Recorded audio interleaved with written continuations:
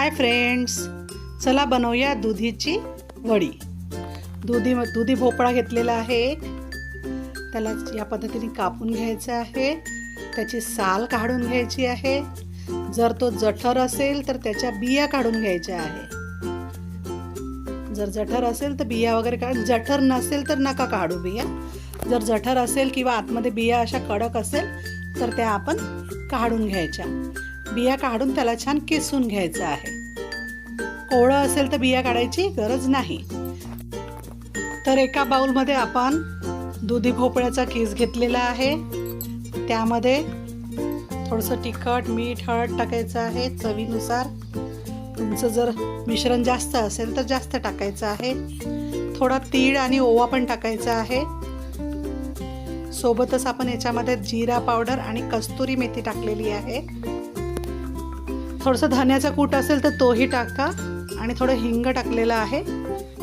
बारीक चिरलेली भरपूर अशी कोथिंबीर टाकलेली आहे, हिरवा रंग छान वाटतो। थोडं अद्रक लसूण मिरचीची पेस्ट टाकलेली आहे।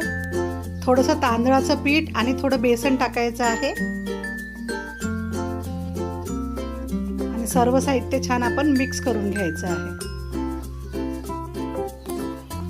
या पद्धतीने आपण सर्व छान मिक्स करून घेतलेलं आहे। तुम्हाला जेवढं आवश्यक आहे तेवढं बेसन टाकायचं आणि थोडंसं तांदळाचं पीठ टाकायचं, त्या हिशोबाने आपण टाकलेलं आहे। कधी कमी लागते कधी जास्त लागते, तर या पद्धतीने बनवून घेतलेलं आहे। तुम्ही ही वडी पूर्णपणे थापूने बनवू शकता। स्टीमरला थोडंसं तेल लावून घेतलेलं आहे आणि या पद्धतीने गोळे करत आहे। तुम्ही पूर्णपणे अशी थापूने घेऊ शकता। या पद्धतीने गोळे बनवून घेत आहे। हाताला थोडंसं तेल लावलेलं आहे आणि आता हे स्टीमरमध्ये ठेवून द्यायचे आहे।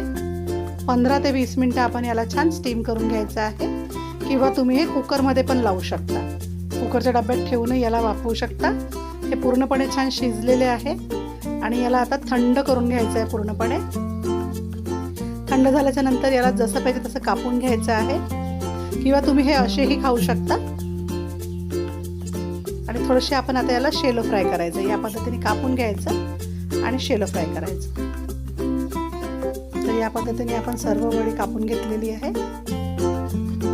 आणि थोडं तेल टाकून आपण याला छान शेकून घ्यायचं आहे।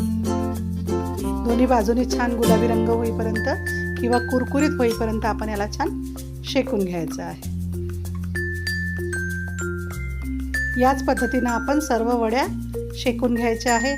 खायला खूप मस्त लागतात, तुम्ही पण नक्की ट्राय करा। त्याच्यासोबत सॉस किंवा कढी, तुम्हाला ज्याच्यासोबत खायचं आहे त्याच्यासोबत तुम्ही ते खाऊ शकता।